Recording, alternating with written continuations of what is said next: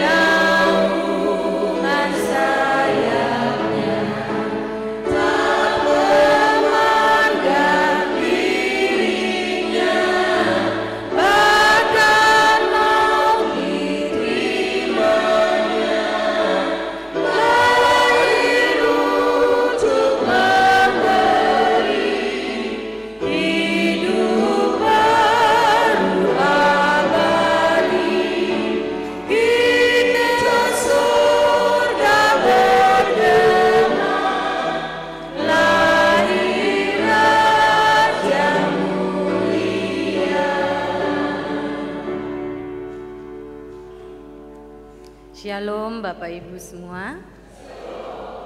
Mari kita memberi perhatian penuh terhadap kebaktian ini dan kiranya menjadi berkat dalam hidup kita. Penolong kita adalah Allah pencipta langit dan bumi. Ialah Allah yang terus-menerus mengasihi dan menyelamatkan manusia dan alam semesta ciptaannya melalui Yesus Kristus Putra Tunggalnya. Ialah Allah yang terus berkarya di tengah-tengah dunia ini melalui kuasa Roh Kudus. Damai sejahteranya menyertai jemaat. Amin. Haleluya. Aku hendak mengagungkan Engkau, ya Allahku, ya Raja.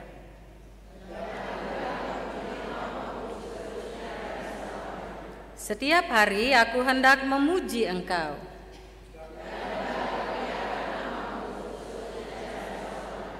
Besarlah Tuhan dan sangat terpuji. Angkatan demi angkatan akan memegahkan pekerjaan-Mu. Semarak kemuliaan-Mu yang agung, kekuatan perbuatan-perbuatan-Mu yang dahsyat akan diumumkan mereka. Peringatan kepada besarnya kebajikan akan dimasyurkan mereka. Panjang sabar dan besar kasih setianya. Amin.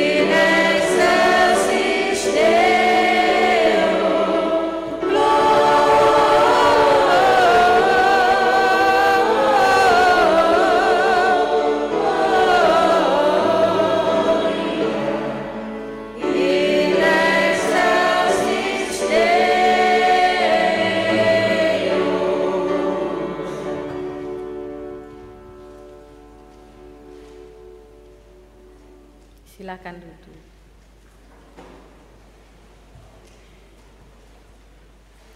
Jemaat kekasih Tuhan, dalam kebaktian ini akan dilayani baptisan kudus terhadap 11 orang anak. Baptisan kudus adalah tanda bahwa seseorang mengalami penyucian dosa, dimeteraikan sebagai anggota tubuh Kristus, anak-anak Allah dan pewaris kerajaan Allah, dan menerima karunia Roh Kudus. Hal ini sesuai dengan kehendak Tuhan seperti yang dikatakan dalam Alkitab. Pergilah dan jadikanlah semua bangsa muridku, dan baptislah mereka dalam nama Bapa dan Anak dan Roh Kudus. Aku berkata kepadamu, sesungguhnya jika seorang tidak dilahirkan dari air dan roh, ia tidak masuk ke dalam kerajaan Allah. Dengarlah pula apa yang tertulis dalam Injil Markus. Lalu orang membawa anak-anak kecil kepada Yesus supaya ia menjamah mereka. Akan tetapi murid-muridnya memarahi orang-orang itu. Ketika Yesus melihat hal itu, ia marah dan berkata kepada mereka, "Biarkanlah anak-anak itu datang kepadaku, jangan menghalang-halangi mereka. Sebab orang-orang yang seperti itulah yang empunya kerajaan Allah. Aku berkata kepadamu, sesungguhnya barang siapa tidak menyambut kerajaan Allah seperti seorang anak kecil, ia tidak akan masuk ke dalamnya." Lalu ia memeluk anak-anak itu sambil meletakkan tangannya atas mereka, ia memberkati mereka. Dengan demikian baptisan kudus mengokohkan iman kita bahwa anak-anak ini memperoleh janji penyelamatan Allah yang dulu pernah diberikan kepada Abraham. Aku akan mengadakan perjanjian antara aku dan engkau, serta keturunanmu turun-temurun menjadi perjanjian yang kekal, supaya aku menjadi Allahmu dan Allah keturunanmu. Dan dinyatakan lagi oleh Rasul Petrus dalam kitab Kisah Para Rasul, bagi kamulah janji itu dan bagi anak-anakmu dan bagi orang-orang yang masih jauh, yaitu sebanyak yang akan dipanggil oleh Tuhan Allah kita.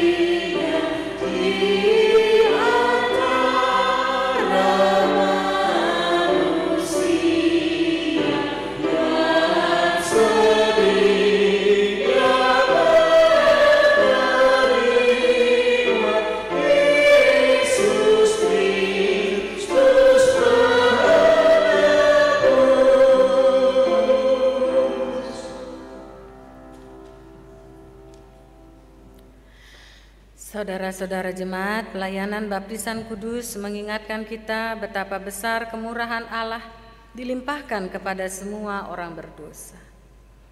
Karena itu marilah kita mengingat kembali seluruh dosa dan kesalahan yang telah kita lakukan secara pribadi di hadapan Tuhan.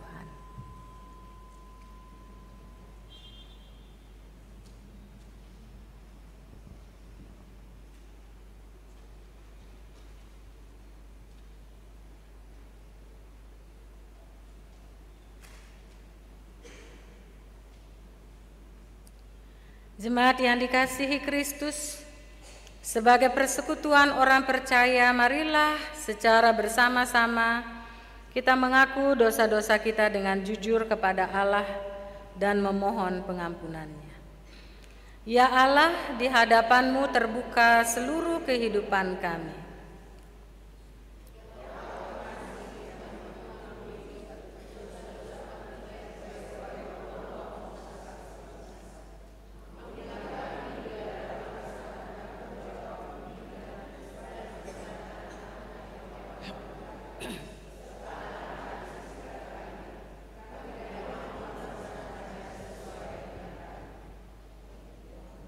Baruilah hidup kami, agar kami mampu hidup menurut kehendak-Mu di dalam Yesus Kristus Tuhan kami.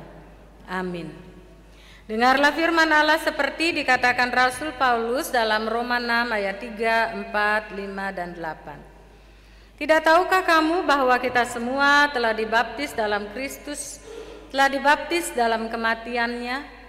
Dengan demikian kita telah dikuburkan bersama-sama dengan Dia oleh baptisan dalam kematian, supaya sama seperti Kristus telah dibangkitkan dari antara orang mati oleh kemuliaan Allah. Demikian juga kita akan hidup dalam hidup yang baru.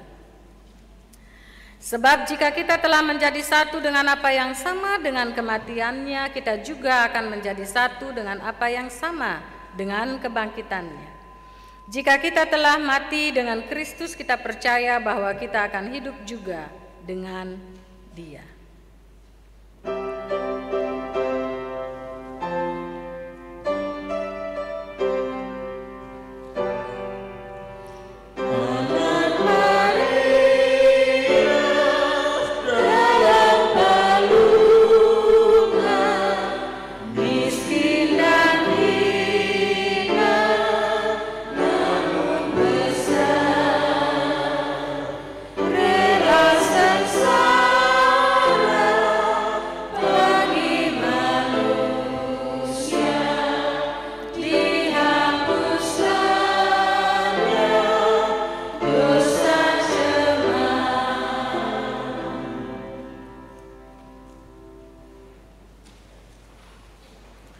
Bapak Ibu yang dikasihi Tuhan, setiap orang yang telah dibaptis adalah orang-orang yang telah diampuni, disucikan, dan dibarui oleh Kristus. Itulah makna pembaptisan yang harus kita wujudkan secara nyata dalam hidup tiap-tiap hari melalui tuntunan Roh Kudus. Sebab itu hendaklah dosa jangan berkuasa lagi di dalam tubuhmu yang fana, supaya kamu jangan lagi menuruti keinginannya. Dan janganlah kamu menyerahkan anggota-anggota tubuhmu kepada dosa untuk dipakai sebagai senjata-senjata kelaliman. Tetapi serahkanlah dirimu kepada Allah sebagai orang-orang yang dahulu mati tetapi sekarang hidup. Dan serahkanlah anggota-anggota tubuhmu kepada Allah untuk menjadi senjata-senjata kebenaran.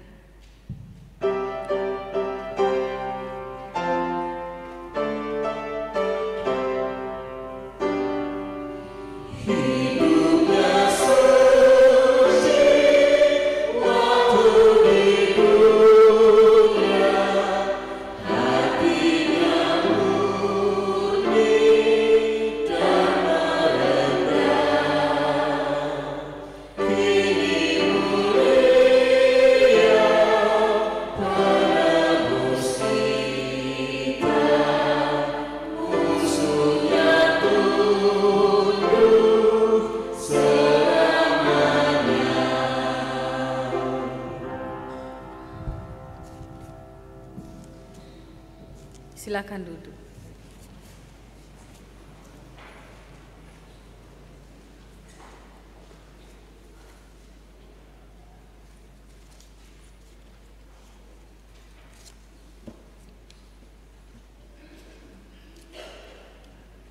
Jemaat kekasih Kristus, dalam ibadah perayaan Natal yang kedua di hari ini, sekaligus dengan pelayanan baptisan kudus, kita akan mendengarkan kebenaran firman Tuhan yang terambil dari kitab Perjanjian Baru, Injil menurut Yohanes, Yohanes pasal 1 ayat yang ke-29 sampai dengan 34. Yohanes pasal 1 ayatnya yang ke-29 sampai dengan ayatnya yang ke-34.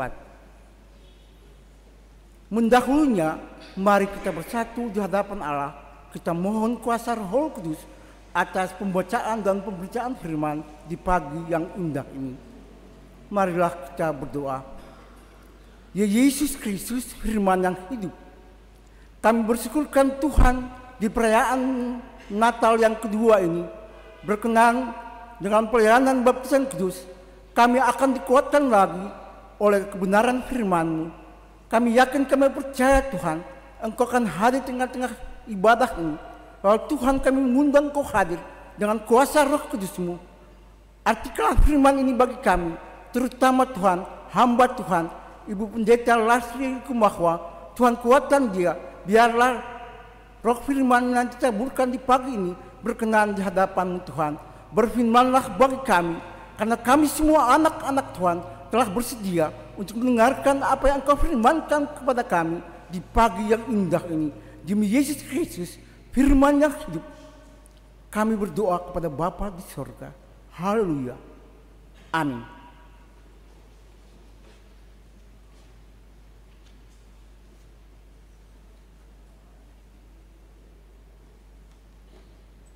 Pembacaan Alkitab kita di hari ini terambil dari Injil Yohanes pertama, ayatnya yang ke-29 hingga ayatnya yang ke-34. Di bawah perikop, Yohanes menunjuk kepada Yesus. Pada keesokan harinya, Yohanes melihat Yesus datang kepadanya dan ia berkata, "Lihatlah, Anak Domba Allah yang menghapus dosa dunia. Dialah yang kumaksud ketika kukatakan, kemudian daripadaku akan datang seorang yang telah mendahului aku, sebab dia telah ada sebelum aku. Dan aku sendiri pun mula-mula tidak mengenal dia, tetapi untuk itulah aku datang dan membaptis dengan air, supaya ia dinyatakan kepada Israel." Dan Yohanes memberi kesaksian, katanya, "Aku telah melihat Roh turun dari langit seperti merpati, dan ia tinggal di atasnya. Dan aku pun tidak mengenalnya, tetapi dia yang mengutus aku untuk membaptis dengan air telah berfirman kepadaku, jikalau engkau melihat Roh itu turun ke atas seseorang dan tinggal di atasnya, dialah itu yang akan membaptis dengan Roh Kudus. Dan aku telah melihatnya dan memberi kesaksian. Ia inilah Anak Allah." Demikianlah firman Tuhan. Berbahagialah orang yang mendengar firman Tuhan dan bersedia melaksanakannya di dalam kehidupan sehari-hari. Tuhan Yesus kiranya memberkati kita semua. Amin.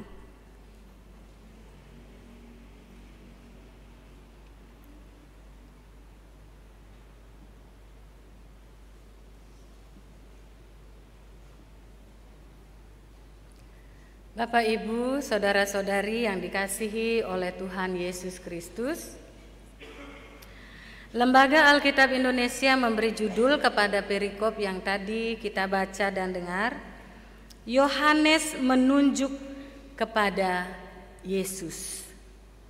Yohanes menunjuk kepada Yesus. Karena itu saya ingin sedikit melihat ke belakang, siapa sebenarnya Yohanes ini? Bapak Ibu yang dikasihi Tuhan, di dalam Lukas 1 ayat 5 dikatakan, pada zaman Herodes raja Yudea adalah seorang imam yang bernama Zakaria dari rombongan Abia. Istrinya juga berasal dari keturunan Harun, namanya Elisabet. Jadi Zakaria ini Yohanes pun papa. Dia adalah seorang imam dari rombongan Abia. Kalau kita membaca di kitab Tawarik, khususnya 1 Tawarik 24 ayat 1 sampai 18, itu sebenarnya terdapat 24 rombongan imam dari keturunan Harun. Jadi orang Lewi adalah yang dikhususkan oleh Allah untuk menjadi imam. Jadi orang-orang Lewi ini tidak sedikit, Bapak Ibu. Keturunannya banyak. Jadi cara pembagiannya dalam tugas di Bait Allah itu berdasarkan kelompok, yang itu disebut dengan rombongan. Jadi kalau Bapak Ibu mau tahu ceritanya, silahkan membaca dan membuka di kitab Tawarik. Dalam sebuah tulisan atau penafsiran yang saya baca, satu rombongan itu bisa berjumlah 1000 orang. Bayangkan satu kelompok, satu rombongan 1000 orang. Setelah kembali dari pembuangan di Babel, tinggal sisa 4 rombongan. Itu kita bisa baca dari Esra 2 ayat 36 ayat 39. Ya Bapak Ibu, kalau memang mau pengen tahu lebih jauh, silahkan membuka kitab-kitab itu. Di dalam kitab itu dikatakan kemudian setelah dari pembuangan dibagi menjadi 24 dengan urutan yang sama. Jadi dari urutan yang kemuka, akang suada itu. Nah, Sakaria termasuk dalam rombongan imam dalam rombongan Abia. Jadi kalau katong sektor 1, sektor 2, sektor 3 sampai sektor 12, rombongan ini bernama. Jadi ada nama ini, nama itu, sedangkan Sakaria adalah imam dalam rombongan Abia.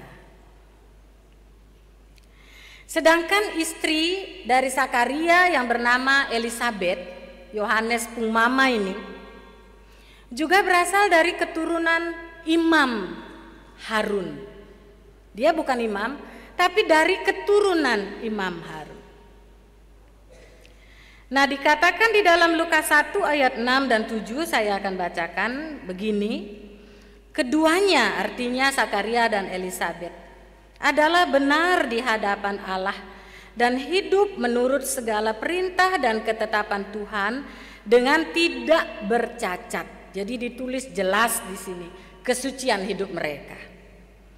Tetapi mereka tidak mempunyai anak sebab Elisabet mandul dan keduanya telah lanjut umurnya. Elisabet sumandul baru sutua, tidak ada harapan lagi untuk memiliki anak.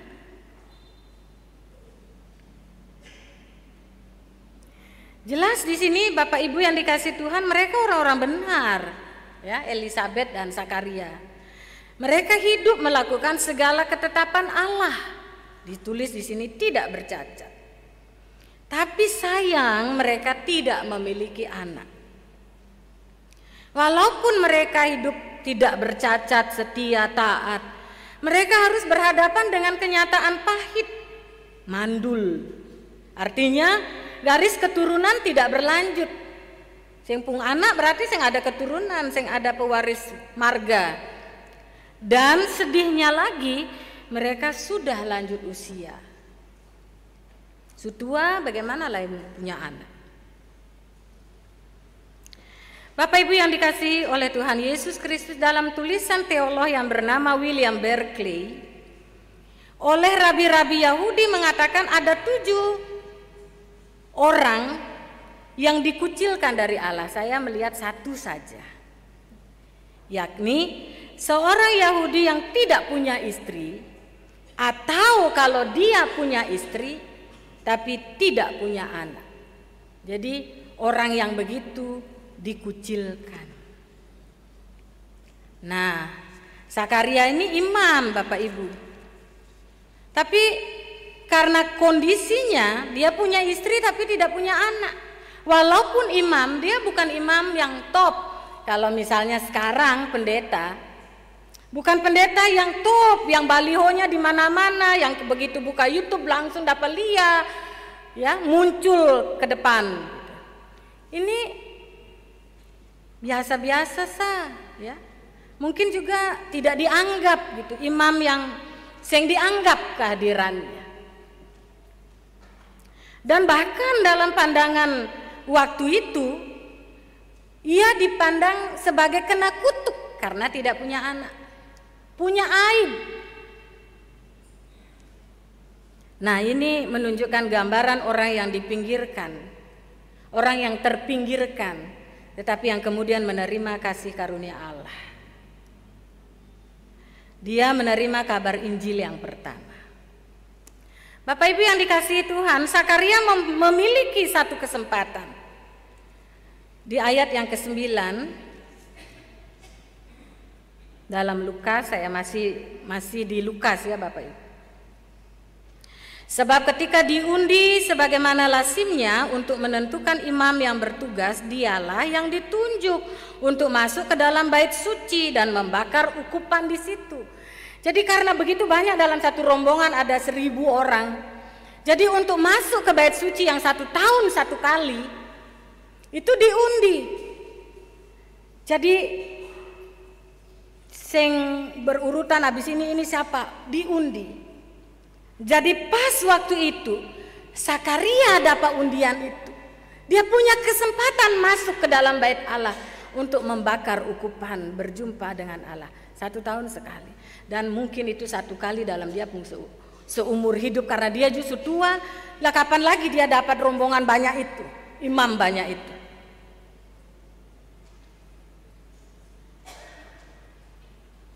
Bapak Ibu, satu hal yang kita lihat di sini adalah Zakaria mendapatkan hal yang sangat berharga ini.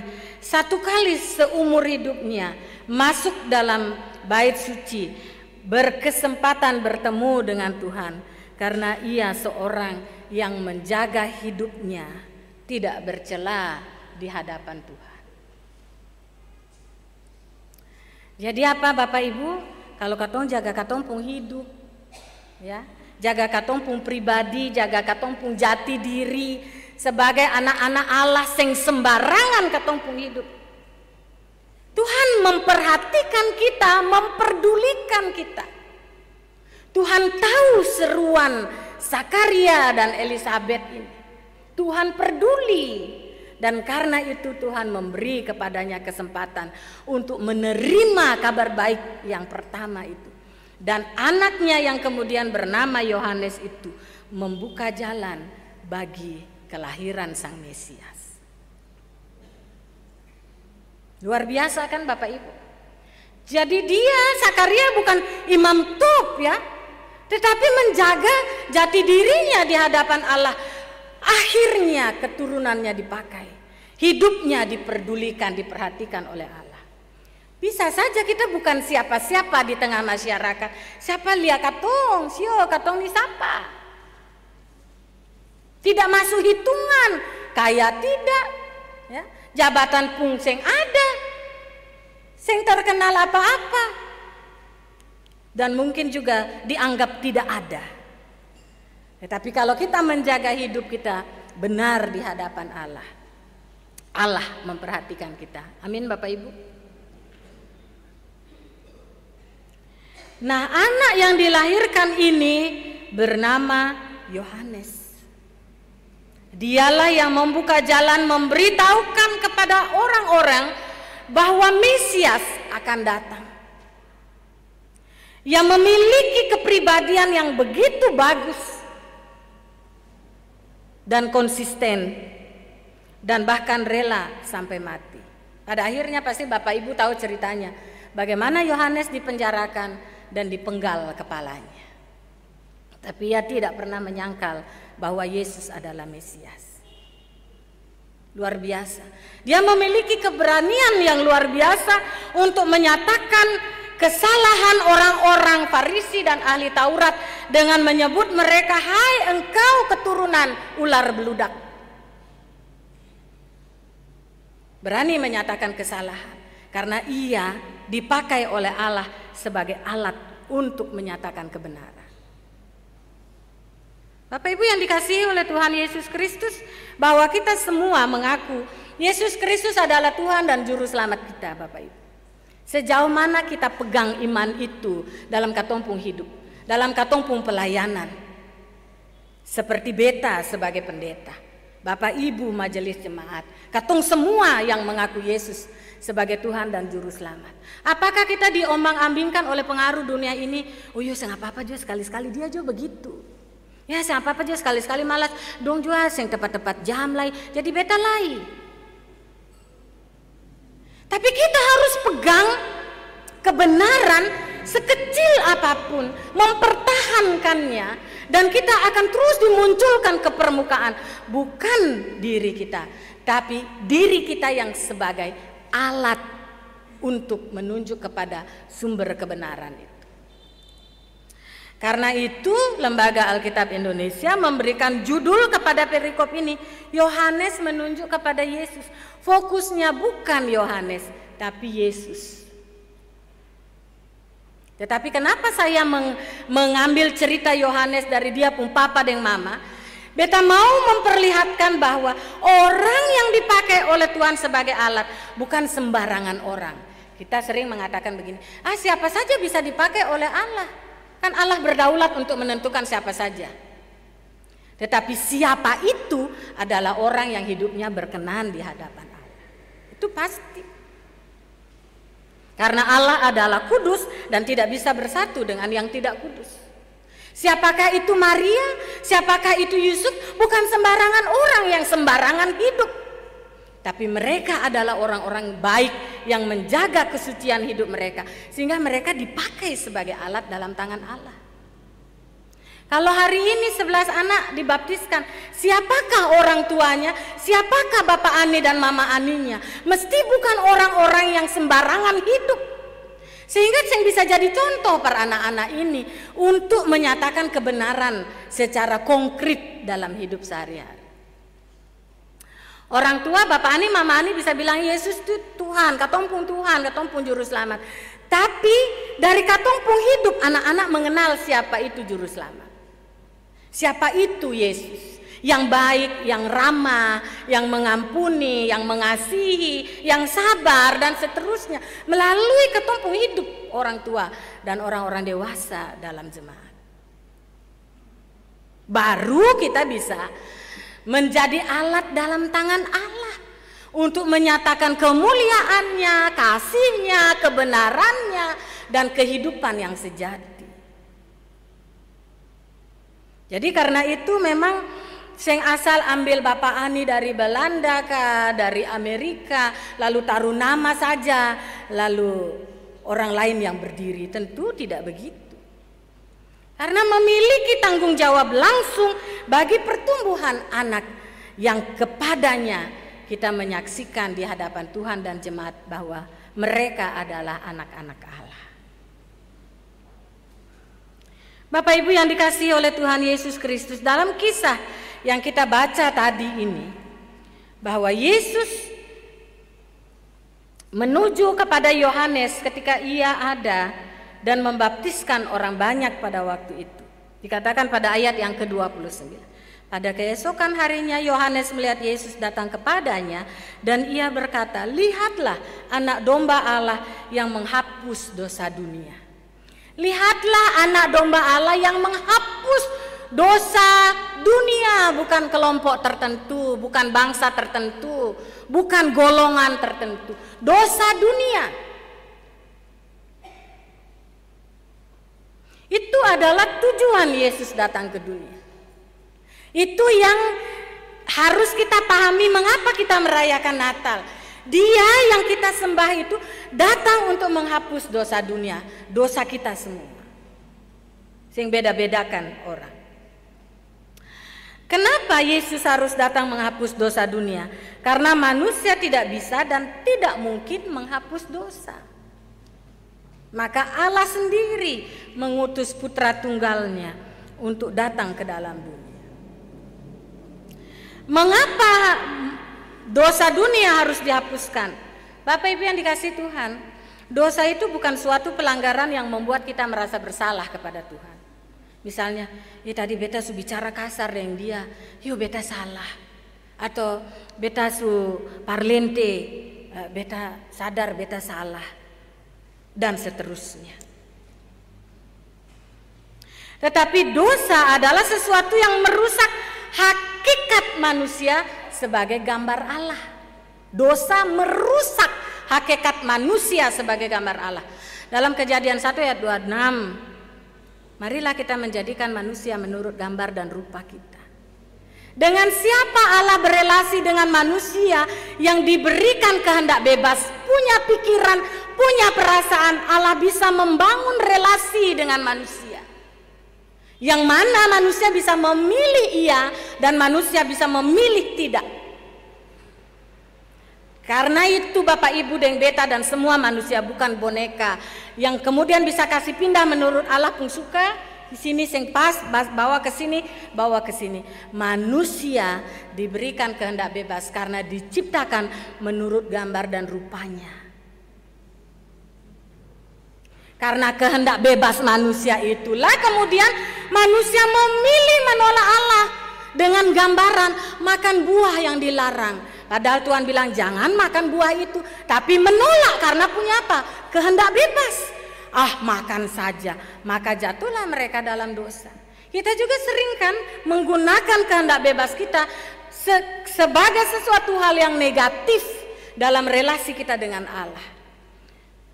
Sehingga kita, "Loh kok pasti hantam dia saja." Padahal Alkitab mengatakan, ampunilah sesamamu, berbuat baiklah kepada orang yang berbuat jahat kepadamu. Loh kok pasti nanti pi gereja minta pengampunan dosa. Sekarang saya mesti lihat beta dulu. Punya kehendak bebas. Tuhan bilang apa, aku bilang apa. Nah, inilah kita diingatkan Bapak Ibu bahwa kehendak bebas itu adalah berkat yang luar biasa, dalam pengertian bahwa kita diciptakan menurut gambar dan rupa Allah. Patternnya adalah Allah, polanya adalah Allah. Dan sebagaimana Bapa, mestinya anak begitu, like father, like son. Kalau tema Natal yang dipilih oleh GPM ini dari ayat 12 dalam kitab Yohanes 1 itu, semua orang yang menerimanya diberinya kuasa menjadi anak-anak Allah. Sebenarnya tanggung jawab kita mencerminkan, merefleksikan kepada dunia, kita anak-anak Allah. Jadi kita tidak boleh sama dengan dunia ini. Kalau kita sama dengan dunia ini, kita tidak bisa menunjukkan bahwa kita adalah anak-anak Allah. Sama-sama. Orang mabuk yo mabuk, orang pancuri yo pancuri, orang parlente yo parlente. Apa bedanya anak-anak Allah dengan anak-anak dunia?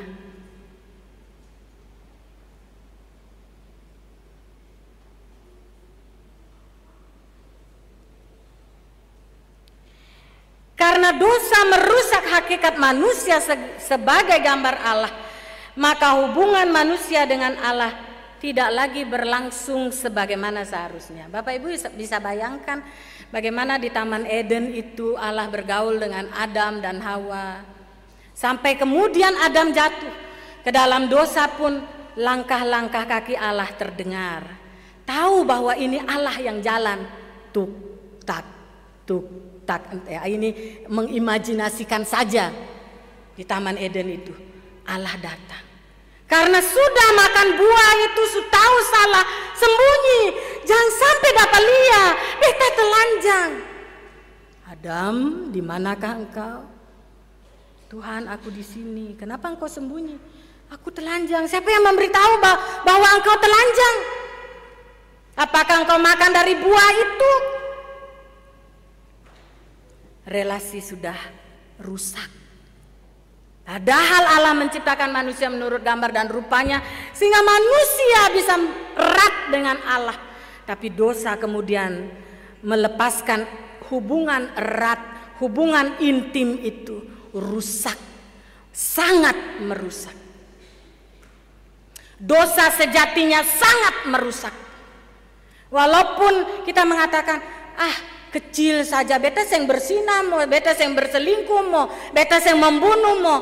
Tapi kalau parlente, saya menghargai waktu, saya tepat-tepat jam, bicara seenaknya saja, saya ingin memperhitungkan orang pun perasaan, tetap dosa walaupun kecil.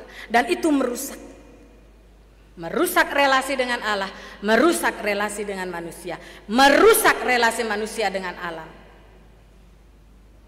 Orang tua saksi tidak boleh mengatakan, ya namanya papa dan mama juga manusia saja.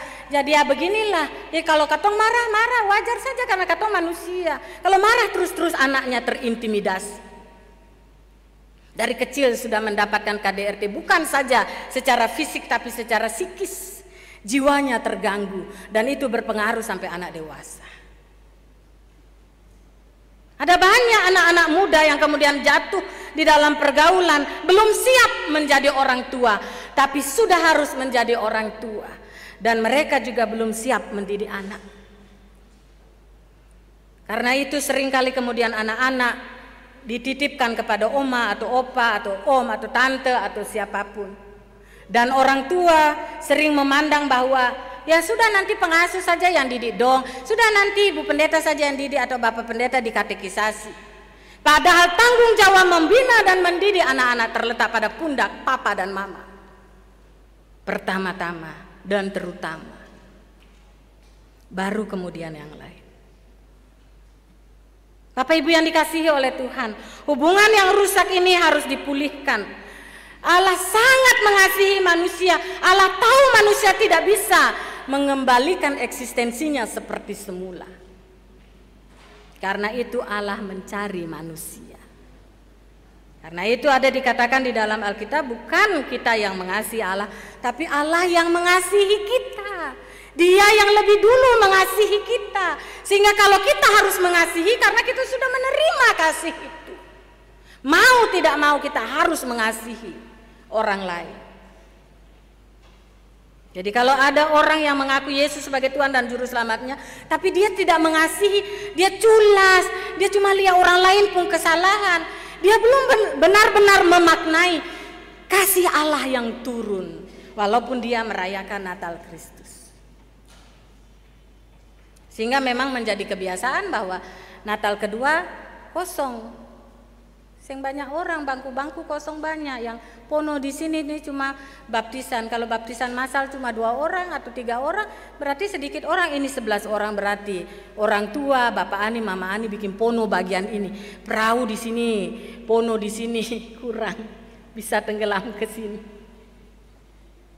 Yang lain semua pada tidur, barang begadang. Bakar petasan sampai habis jutaan rupiah. Nanti kalau perbawa ke gereja bersungut bilang begini dan begitu. Ya begitulah.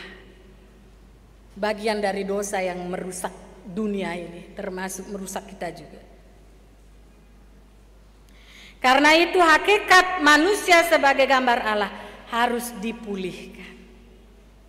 Nah, ketika Yesus datang kepada Yohanes dan dibaptiskan, maka dikatakan di situ Yohanes menyebutkan, aku sendiri pun mula-mula tidak mengenal dia, ayat 31. Ayat 33 juga dikatakan, dan aku pun tidak mengenalnya, tetapi dia yang mengutus aku untuk membaptis dengan air telah berfirman kepadaku, jikalau engkau melihat roh itu turun ke atas seseorang dan tinggal di atasnya, dialah itu yang akan membaptis dengan Roh Kudus. Kita juga mula-mula tidak mengenal siapa Allah itu. Tetapi Allah menyatakan dirinya dalam katompung hidup. Allah menyatakan dirinya kepada Yohanes yang membuka jalan bagi Allah. Dan tanda itu adalah burung merpati yang hinggap. Roh Kudus turun. Dan ada suara yang mengatakan, inilah anakku yang kukasihi, kepadanya lah aku berkenan. Jadi kalau kita taat seperti Sakaria dan Elisabet, jaga katompung hidup, jaga katompung jati diri, sebagai orang beriman, Roh Kudus tinggal dalam diri kita. Di bagian lain di dalam Alkitab dikatakan, ingatlah bahwa tubuh adalah bait Roh Kudus. Jadi kalau kita menggunakan tubuh ini sembarangan, bagaimana Roh Kudus mau diam dalam katompung hidup? Orang tua yang diberikan tanggung jawab mendidik anak-anak, tetapi tidak menggunakan tubuhnya secara baik. Roh Kudus tidak tinggal dalam diri orang-orang dewasa. Sehingga anak-anak juga tidak merasakan, tidak mengalami pimpinan Roh Kudus itu. Kemudian dikatakan di sini, dan aku telah melihatnya, ayat yang terakhir, dan memberi kesaksian, ia inilah anak Allah. Nah, ini tujuan kita ada di dunia ini. Supaya kita bisa memberi kesaksian kepada dunia, Yesus adalah anak Allah. Sebagai papa, mama, papa Ani, mama Ani, menunjukkan kepada anak-anak melalui hidup, merefleksikan bagaimana kasih Yesus kepada dunia itu. Pertama-tama kepada katompung anak-anak, menyaksikan kepada dunia kecil rumah tangga itu dulu, baru dunia besar di lingkungan di mana katong ada, bahwa Yesus adalah juru selamat. Tugas ini tidak ringan, karena katong juga memiliki kebiasaan-kebiasaan tertentu yang sulit hilang di dalam diri kita. Kebiasaan mulu bamaki misalnya, kebiasaan mulu kotor, kebiasaan menunda-nunda, kebiasaan pemalas bangun pagi, itu sudah erat melekat dalam katompung hidup. Itu menjadi contoh kepada anak-anak kita. Kemarin waktu pembinaan kepada pemuda, kita pingin tahu aja bahwa mereka itu biasa bangun jam berapa. Nona jam berapa biasa? Jam 9. Nona Nyong jam berapa? Jam 10. Ale jam berapa? Jam 7. Barang kenapa tempo? Kuliah. Kalau sing kuliah, sing sekolah jam 9, jam 10, jam 12. Kebiasaan-kebiasaan mengulur-ulur waktu, kebiasaan-kebiasaan menunda-menunda sampai membatalkan. Itu kan menjadi kebiasaan sehari-hari yang dilihat, diamati, didengar, dinikmati oleh anak-anak. Mari katong belajar berubah. Karena katong pun anak-anak ini Tuhan pun anak-anak yang Tuhan titip di katong pun ribaan. Orang tua, Bapak Ani, Mama Ani, beta pendeta, Bapak Ibu majelis jemaat meneladankan yang baik supaya itu menjadi alat kesaksian. Yohanes berdiri bukan untuk dirinya, tetapi untuk anak domba Allah, Yesus Sang Juru Selamat. Kita ada di dunia ini sebagai orang Kristen dengan fungsi peran masing-masing. Bukan karena kita, tapi karena Dia pun nama, pun kebenaran, pun kemuliaan harus kita sebarkan dimanapun kita ada. Di kantor-kantor katong jujur, orang lain lihat katong pun kejujuran. Di tempat-tempat kerja katong selalu on time, orang lain lihat kedisiplinan kita dan bisa menjadi contoh. Dalam pergaulan dengan siapapun katong berbelas kasihan, sengkau aja dan orang lain bisa rasa katong pun kasih. Jadi kalau katong seng ada, sio anto itu paling baik, anto itu seng ada lain, orang merasa kehilangan. Tapi kalau katong kau aja hidup terbetul dalam lingkungan, pigi jua, pi cepat-cepat pi jua. Betul sing? Ayo, paling cerewet. Anto kalau ada di sini, sudah datang dari Seram juga. Ayo, mulut cerewet itu sudah datang. Apa tempo pulang Seram? Pulang. Tapi kalau orang baik, pulang juga, tinggal dulu. Kita harus menjadi contoh yang baik dimanapun kita ada. Dan karena itu, setiap hari baru adalah kesempatan berubah. Dan kita harus mensyukuri setiap hari baru. Tanggal 26 2024 tentu tidak sama dengan tanggal 26 2023. Tidak akan sama dengan tanggal 26 Desember 2025. Setiap hari berbeda, memiliki keunikan tersendiri dan berkat Allah tersedia di setiap hari baru. Mari kita berubah, mari kita hidup baru. Mari kita memposisikan diri kita benar di hadapan Allah dan terus berjuang. Belajar menjadi taat dan setia sampai akhir. Tuhan memberkati. Amin.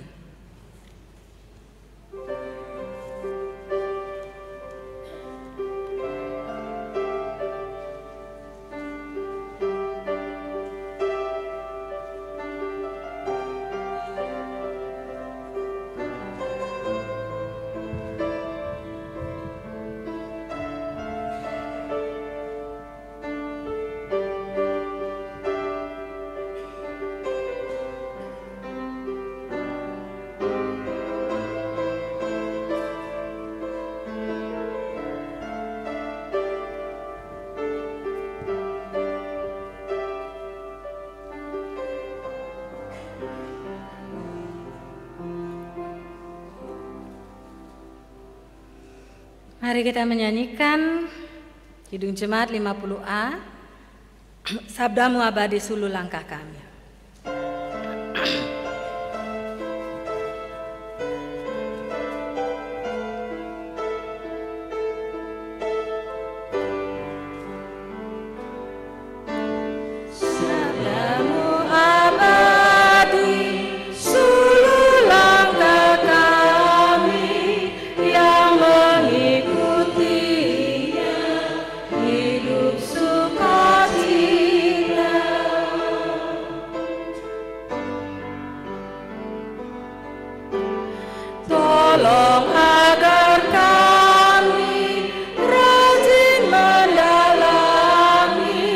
La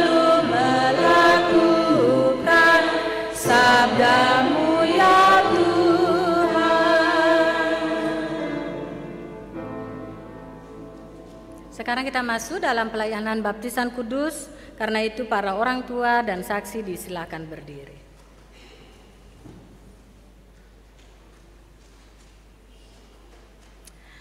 Adalah kewajiban setiap orang tua yang membawa anak-anaknya untuk dibaptis, mengaku iman yang di dalamnya mereka pernah dibaptis dan berjanji untuk mendewasakan anak-anak ini pada jalan Kristus.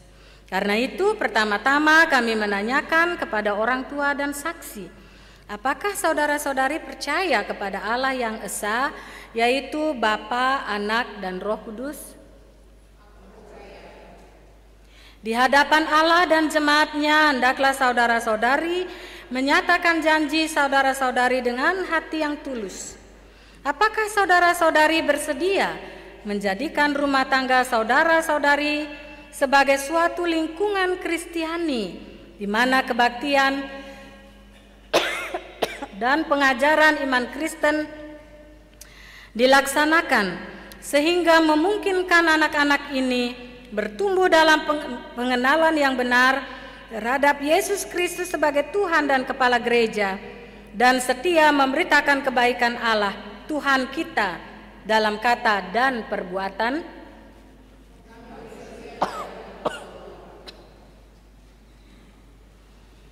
Bapak Ibu jemaat silakan berdiri. Apakah saudara-saudari juga setia kepada panggilan selaku jemaat Kristus, sehingga anak-anak ini dan semua anak di tengah-tengah persekutuan kita dapat bertumbuh dalam cinta kasih dan pengetahuan serta ketaatan kepada Allah Tuhan kita?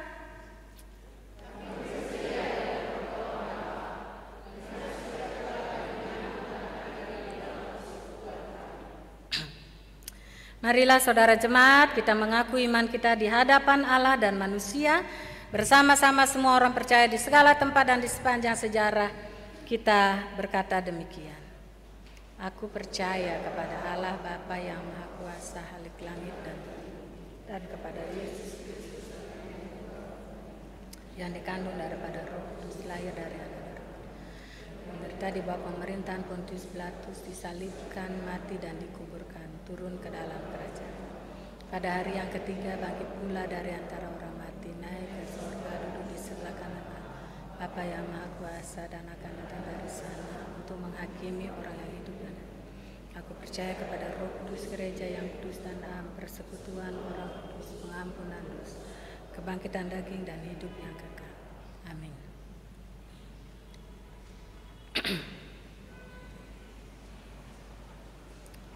Marilah kita mendoakan anak-anak yang akan dibaptis ini supaya mereka memperoleh kepenuhan kasih karunia Allah. Tuhan menyertai jemaat. Terpujilah Allah yang Maha Kuasa, yang telah menciptakan segala sesuatu, memeliharanya dan menganugerahkan air ini kepada kami. Terpujilah Yesus Kristus yang telah mati dan bangkit untuk menyelamatkan umat manusia dan dunia ini dari kuasa dosa. Terpujilah Roh Kudus yang telah berkarya di dalam gereja dan di tengah-tengah dunia ini. Ya Allah, berkenanlah berkati akta baptisan ini sebagai tanda dan meterai bahwa anak-anak ini telah diterima dalam perjanjian kekal dengan Kristus melalui peristiwa kematian dan kebangkitannya, dan oleh kuasa Roh Kudus dilahirkan kembali dalam hidup yang baru yang berkenan kepadamu.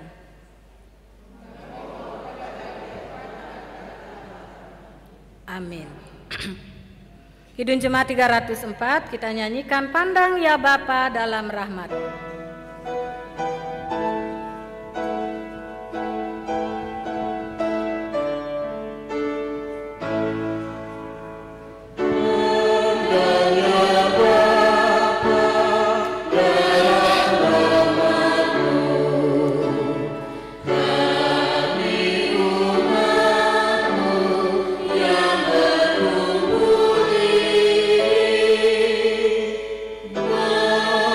Bawa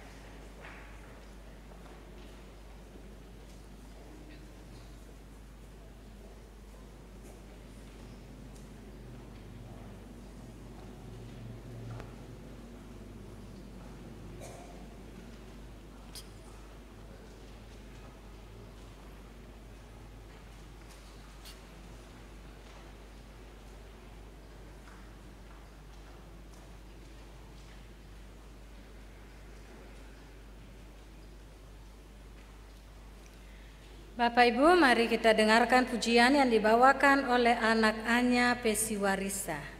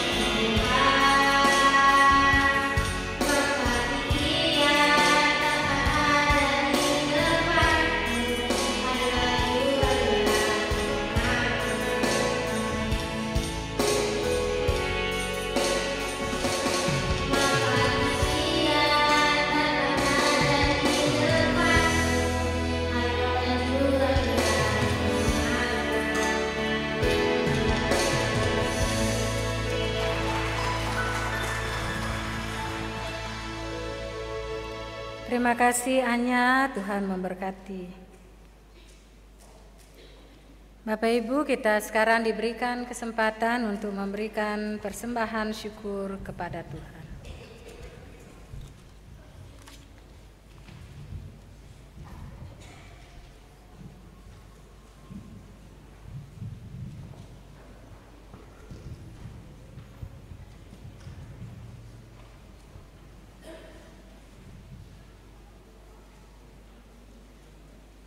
Selamat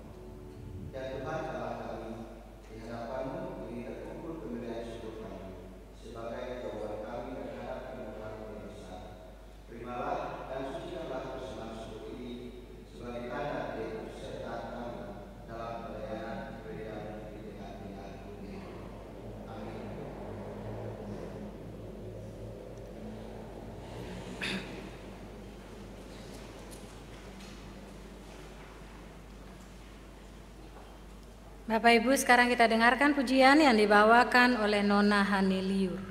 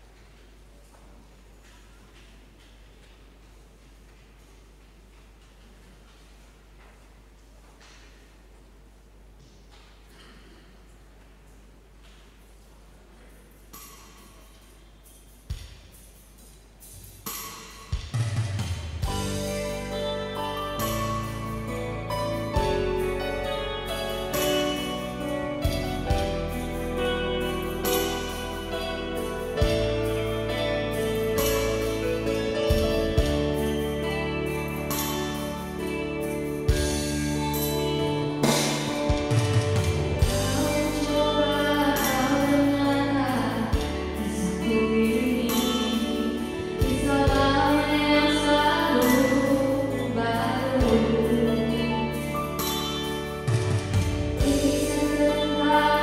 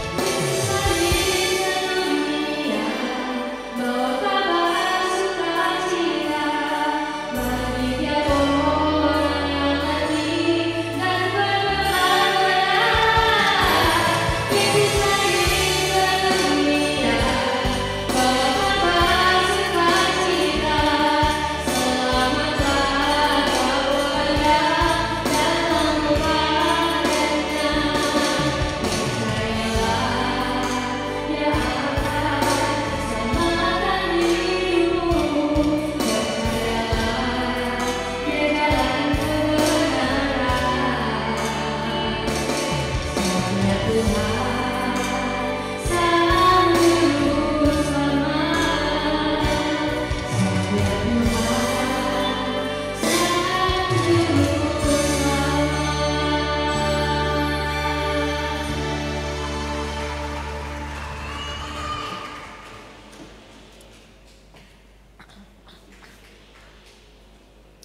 kasih atas pujiannya, Tuhan memberkati. Bapak Ibu yang dikasihi Tuhan, sekarang kita masuk ke dalam doa syafaat dan akan diakhiri dengan doa Bapa kami. Mari kita berdoa. Ya Yesus Tuhan dan Juru Selamat kami, dalam persekutuan yang kami bangun, dalam perayaan Natal Kristus yang kedua hari ini, kami bersyukur atas karya penyelamatan yang Engkau kerjakan bagi dunia ini, atas hidup kami yang dikuasai oleh dosa dan tidak memiliki pengharapan, tetapi Engkau datang dalam kesederhanaan di kandang yang hina, menjadi sama dengan manusia, dan kehadiran-Mu melepaskan kami dari kuasa dosa dan maut. Kami bersyukur, kami memuji-muji nama-Mu, dan kiranya dalam seluruh tapakan perjuangan kehidupan kami, hanya Engkau yang kami muliakan. Engkau yang menjadi fokus kehidupan kami, bukan yang lain, bahkan bukan diri kami sendiri. Kehadiran Yohanes Pembaptis bukan karena dirinya, tetapi karena Yesus, anak domba Allah itu. Kami belajar dari firman Tuhan ini yang disampaikan dengan tidak sempurna oleh hamba-Mu ini. Tuntun kami oleh kuasa Roh Kudus, agar kami mengerti nilai-nilai yang harus menjadi bagian hidup kami yang mengubah dan membarui kami. Bagaimana kami Tuhan pakai sesuai dengan fungsi dan peran kami dalam keterpanggilan berdasarkan kedaulatan Allah selama kami ada di bumi ini. Apakah kami sebagai orang tua saksi, sebagai laki-laki, sebagai perempuan, sebagai pelayan-pelayan Tuhan di gereja, di tengah masyarakat, di lingkungan pekerjaan, dimanapun kami ada. Agar kami mengerti untuk apa kami ada. Seperti pengakuan Yohanes bahwa ia sendiri tidak mengenal secara sempurna Yesus Sang Juru Selamat itu. Tetapi Tuhan menunjukkan kepadanya siapa Yesus. Dan karenanya itu ia menyaksikan kepada dunia bahwa Yesus adalah anak Allah.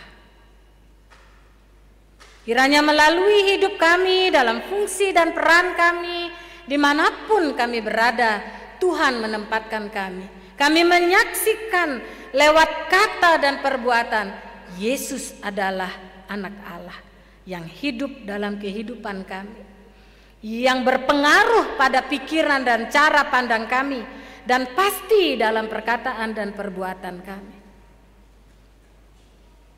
Sungguh tidak mudah menjadi alat dalam tangan, karena kami sering tercengkerami oleh keinginan-keinginan daging dan nafsu-nafsu duniawi, keinginan mata, keangkuhan hidup, cinta akan dunia ini, tidak memberi fokus kepada kerajaan Allah dan kebenarannya, sehingga kami tidak terikat kepada Tuhan, tapi terikat kepada dunia. Ya Bapa di dalam sorga, kami mohon belas kasihan-Mu kepada kami orang-orang berdosa ini. Bimbing kami dengan kuasa Roh Kudus, perbaharuilah hidup kami dari sehari ke sehari perjuangan yang kami lalui, supaya kami hidup berkenan di hadapan Tuhan seperti yang Engkau catat melalui tulisan Lukas bagaimana Zakaria dan Elisabet tidak bercacat di hadapan Tuhan. Engkau tahu bahwa kami lemah dan punya kekurangan banyak untuk memenuhinya. Karenanya Tuhan mengaruniakan Roh Kudus untuk menolong dan membimbing kami. Mustahil bagi manusia, tidak mustahil bagi Tuhan. Berilah Roh Kudus hikmat dan kebijaksanaan bagi orang tua saksi yang pada hari ini membawa anak-anak mereka untuk dibaptiskan, supaya mereka meneladankan kasih, kemurahan, kemuliaan, kebaikan Tuhan kepada anak-anak mereka. Berkatilah anak-anak kami yang telah boleh menerima air baptisan pada hari ini. Kiranya Tuhan memberkati pertumbuhan, perkembangan mereka. Tuhan memberkati pendidikan anak-anak kami. Tuhan menolong anak-anak kami ini memiliki karakter yang baik, yang pasti sangat berpengaruh bagi masa depan mereka, dan juga relasi yang mereka bangun dengan orang tua, keluarga, bahkan dengan semua orang. Kami meyakini Tuhan merindukan melihat anak-anak ini hidup menyenangkan hati Bapa di sorga. Sebagaimana orang tua memiliki kebanggaan tersendiri terhadap anak-anak mereka, Bapa di sorga pasti mengharapkan bahwa anak-anak ini kami adalah anak-anak-Mu, membanggakan Engkau selama kami hidup di bumi ini. Ke dalam tangan-Mu kami taruh anak-anak ini dalam penyertaan dan perlindungan Tuhan. Clarissa Dewi, Grace Abigail Watilete, Sonwei Shelomita Pangayau, Renato Paskris Latuni, Clarin Elisa Sopakua, Ruth Rari, Thomas Rari, Brigita Talakua, Ferel Riar Kuhuael, David Christian Hineni Manuputi, dan Jeremy Geritz. Kiranya Tuhan melindungi, menyertai dan memberkati anak-anak yang adalah kepunyaan Tuhan Allah sendiri. Diberkatilah kami yang boleh hadir dalam kebaktian ini, dan kiranya kami yang mendengarkan suara-Mu dihibur, dikuatkan, diperbaharui, dan diberikan pengharapan. Diberkatilah umat-Mu Jemaat GPM Silo, mulai dari anak-anak sampai kepada orang tua yang sudah lanjut usia. Dalam pertumbuhan, dalam pendidikan anak-anak kami, anak-anak muda di dalam jemaat, supaya menggunakan masa muda dengan benar dan takut akan Tuhan. Orang-orang dewasa yang sementara mencari-cari pekerjaan, supaya Tuhan membuka jalan bagi mereka dan mereka juga berjuang meningkatkan kapasitas diri mereka, belajar disiplin hidup dan mengandalkan Tuhan. Orang-orang dewasa yang sudah bekerja, biarlah bekerja dengan jujur, dengan takut akan Tuhan. Di tempat pekerjaan menjadi sarana kesaksian bahwa kami adalah anak-anak-Mu. Yang berkeluarga, tiap-tiap rumah tangga di dalam jemaat ini, juga kami berdoa Tuhan memberkati. Tentu tiap-tiap rumah tangga memiliki gumulan tersendiri. Tetapi biarlah kami tetap memiliki pengharapan di dalam Tuhan. Bertekun mencari Engkau dan percaya bahwa kasih setia Tuhan mengubah kehidupan kami.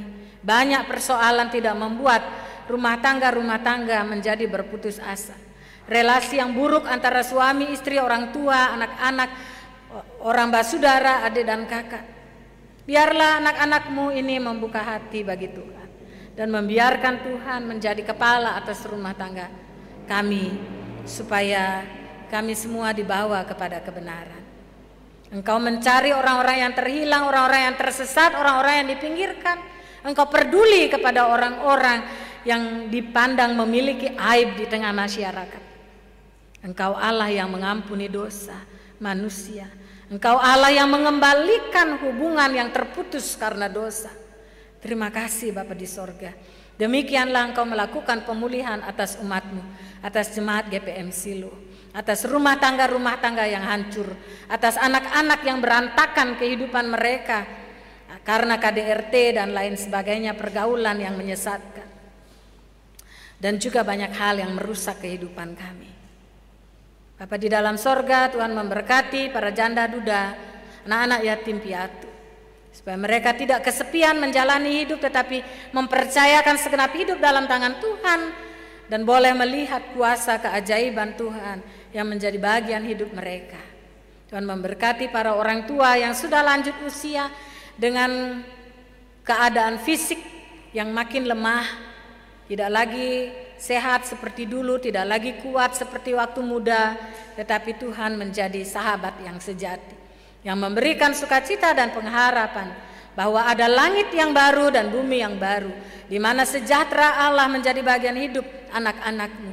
Kami menuju ke sana, ke tempat yang indah dan senang. Dan selama kami ada di bumi ini, kami hidup hanya untuk kemuliaan nama Tuhan, tetap memiliki semangat karena kami adalah milik-Mu. Anak-anak, cucu, keluarga yang merawat orang tua dalam kondisi sakit, orang tua dalam kelemahan fisik di masa tua, biarlah melakukannya dengan senang, dengan sukacita, dengan lemah lembut, dengan kesabaran walaupun itu sulit. Tetapi Tuhan akan menolong mereka untuk melakukannya bagi kemuliaan nama Tuhan. Kami berdoa bagi orang-orang yang sakit di dalam jemaat, yang dirawat di rumah masing-masing, mereka di rumah dalam proses pemulihan, termasuk mereka yang sedang dirawat di rumah sakit di Ambon ataupun di luar Ambon. Di antaranya Bapak John Mahulete di Rumah Sakit Lemena, Ibu Ellen Abraham, Ibu Fani Solisa di Makassar. Tuhan memberikan kepada mereka pengharapan. Tuhan nyatakan kepada mereka kuasa-Mu, bahwa Engkau mengasihi mereka dan mau menyembuhkan mereka, supaya mereka tetap memiliki pengharapan di dalam Tuhan dan tidak kehilangan percaya kepada-Mu.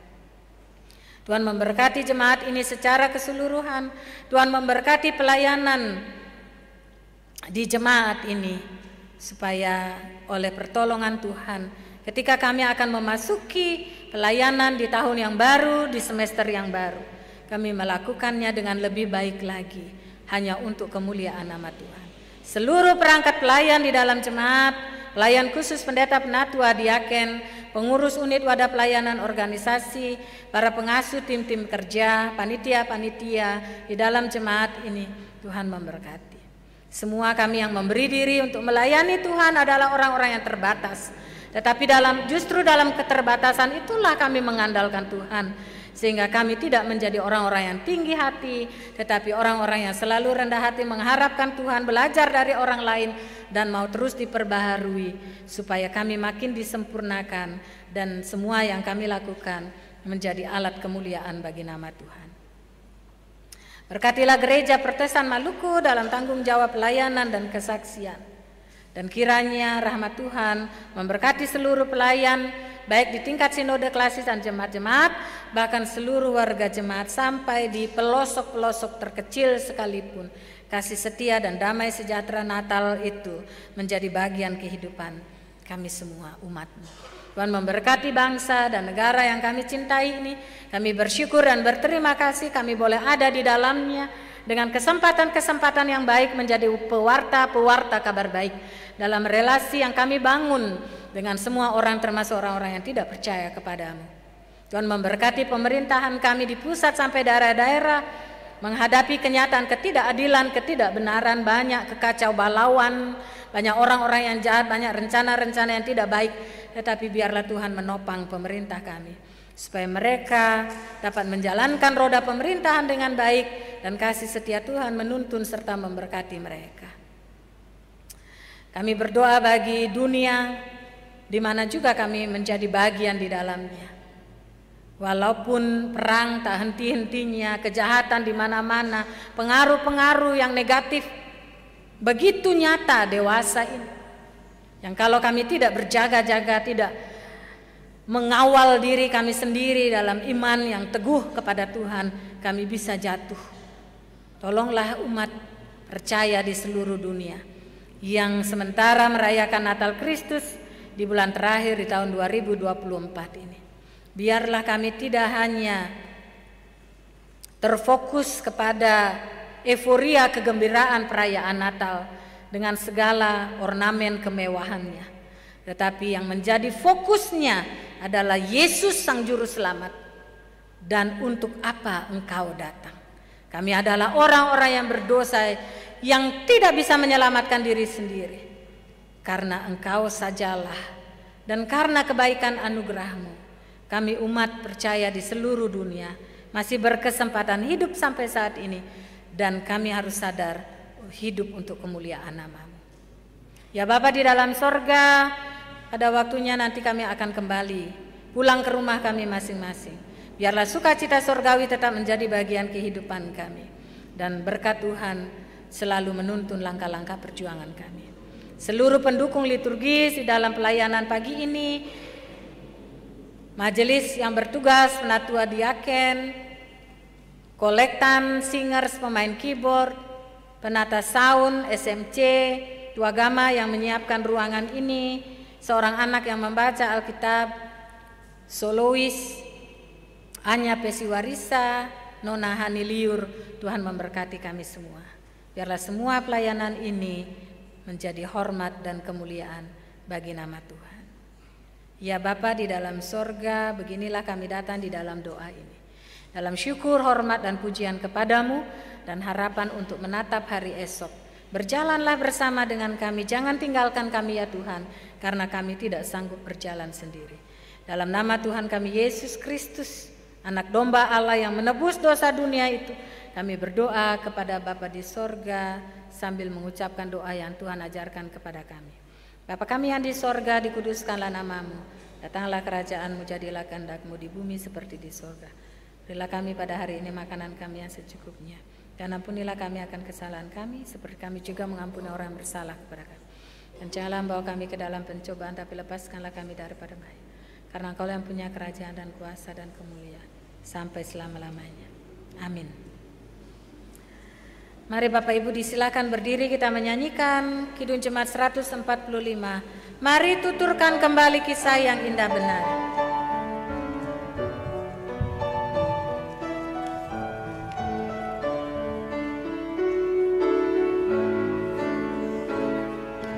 Mari tuturkan kembali yang indah benar, warta berharga sekali, Yesus pahlawan besar, bahwa di malam lahirnya malak menyanyi merdu, hormat diberi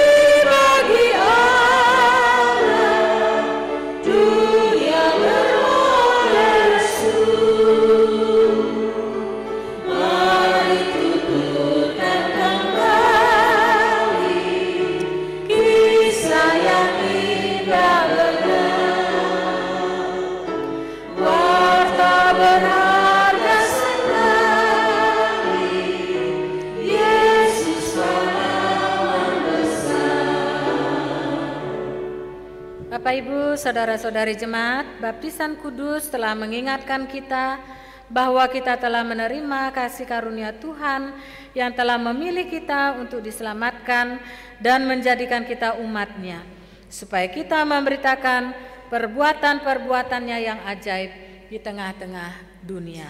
Untuk itulah kita menerima berkat Tuhan.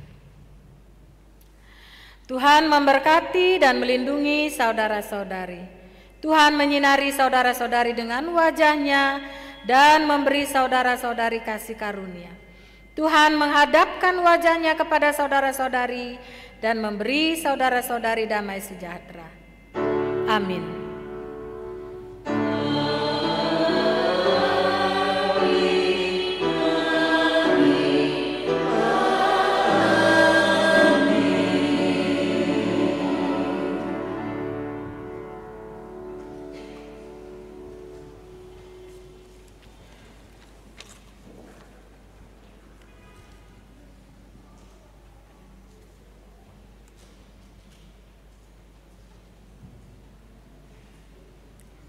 Ibadah kita sudah boleh selesai atas pertolongan Tuhan. Bapak Ibu semua selamat merayakan Natal Kristus, damai sejahtera Tuhan menjadi bagian hidup kita. Shalom.